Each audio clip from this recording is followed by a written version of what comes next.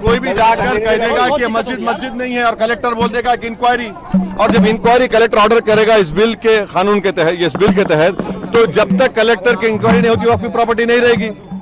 यही होगा ना। अगर आपकी मस्जिद है, कोई आगे बोलेगा मस्जिद नहीं है, कलेक्टर को कंप्लेंट दे दिया, कलेक्टर इंक्वायरी ऑर्डर करेगा, इंक्वायरी तक जब इंक्वायरी ऑर्डर करेगा तो वो मस्जिद ही नहीं रहेगी, वक्फ नहीं रहेगा।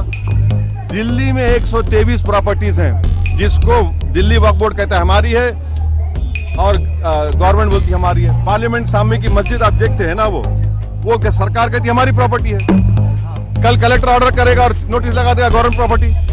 वही तो कर रहे हैं। हमने देखा है, हमने पढ़ा है कि स्ट्रक्चर कमेटी जब आई थी तो उसने रिकमेंड किया था कि वक्फ को और स्ट्रेंथन किया जाए और मजबूत किया जाए, ताकि इस देश में जो मुसलमानों की हालत बनाई गई है सरकारों के द्वारा, उसमें ताकत मिले, उनके हक और हुकूक और ज्यादा बढ़े, हक उनको ज्यादा मिले, ताकि देश जिस आईन से चलता है, जो बराबरी का हक देता है, वो फॉलो हो पाए। लेकिन ऐसा जो सरकारें ने नहीं किया और जो मौजूदा जो 15 साल की निजाम है उसने पूरी तरह से कोशिश की कि किस तरीके से हम तुम पर हमला करें। इस कानून जिसका उद्देश्य सिर्फ समाज में द्वेष फैलाना है, इस कानून का हम विरोध करते हैं। इस लड़ाई में आप अकेले नहीं हैं, हम आपका पूरा साथ देंगे। कि अगर आप जनरल डायर के रास्ते पर चलना चाहते हैं तो सुन लीजिए, आपकी गोलियां कम पड़ जाएंगी, हमारे सीने कम नहीं पड़ेंगे। महसूस ही होता है दौरे तबाही है, शीशे की अदालत में पत्थर की गवाही है। दुनिया में कहीं इसकी तफ्तील नहीं मिलती, कातिल ही मुंसिफ है, कातिल ही सिपाही है।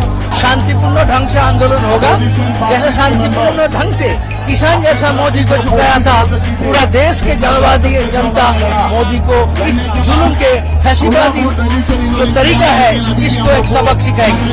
संशोधन जो लाए जा रहे हैं वो प्रस्तावित संशोधन जो है वो कॉन्स्टिट्यूशनल नहीं है, वो संविधान के मुताबिक नहीं है, इसलिए वो लोग इस बात को यहाँ उजागर करने की कोशिश कर रहे हैं। अब देखें उसमें उसका क्या असर होता है, कहाँ तक बात पहुँचती है। हिंदू धर्म में, सिखों के धर्म में, जैन धर्म में, बौद्ध धर्म में, उनके जो मजहबी बोर्ड्स हैं उसमें तो कोई उन्हीं का मजहब का नहीं बन सकता है। यहाँ पर आप कैसे बना रहे हैं फिर, और ज्यादा बना सकते हैं क्या? इससे वक्फ को बचाने का कोई ताल्लुक नहीं है। क्या इससे लगता है कि आपसी जो आपने जैसा भी कहा कि क्या फर्क पड़ेगा आपसी भाईचारगी पे, हिंदू पे मुसलमान? ये इंशाल्लाह नहीं पड़ना चाहिए, मेरी सरकार वही चाहती है। ताकि देखिए आप अचानक संभल का उठा दिए, जबकि 1880 में वो मसला हल हो चुका है। अरे भाई, पासमानदा मुसलमान का, आपका एक मुसलमान का एमपी नहीं है, बेशर्मी की भी कोई हद होती है यार। तुम एक एमपी को नहीं बना सकते? लोकसभा में कितने एमपी है तुम्हारे पास? कितने तुम्हारे पास मंत्री है बताओ, मिनिस्टर है? आप हमको ये बताइए कि कौन सा प्रोविजन जो वक्फ को फायदा पहुंचाएगा? चाहे इबादत गाहों के लिए किए हो, चाहे शिक्षण संस्थानों के लिए किए हो, चाहे कब्रिस्तानों के लिए की हो, चाहे समाज की और तमाम जरूरतों के लिए की हो, उनकी जो नियत थी वो करने की जमीन की, उस नियत के खिलाफ जाके सरकार जमीन कब्जा करना चाहती है।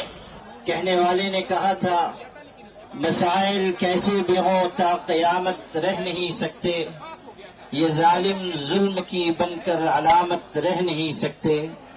जिनका अज़्म है कि हमको चैन से जीने नहीं देंगे, वो जान ले कि खुद भी सलामत रह नहीं सकते।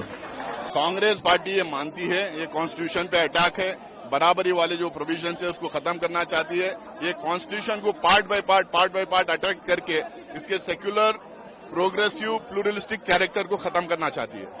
कहा जा रहा है तो साफ बात है कि उन्होंने जो उन्होंने कहा है, कहने के जिसके उसमें वक्फ बोर्ड में जो है डीएम के कब्जे में होगा, वक्फ बोर्ड में जो है सरकारी आदमी होंगे, जबकि मुसलमानों का मामला है।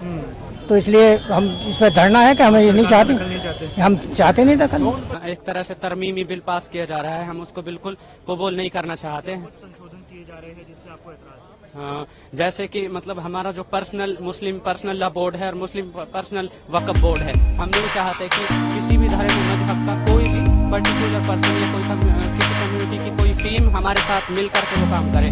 यानी पर्टिकुलर जब इस्लामिक मजहब का है तो वो सेम उनका ही पर्टिकुलर रहे, किसी और का इंटरफेयर ना हो।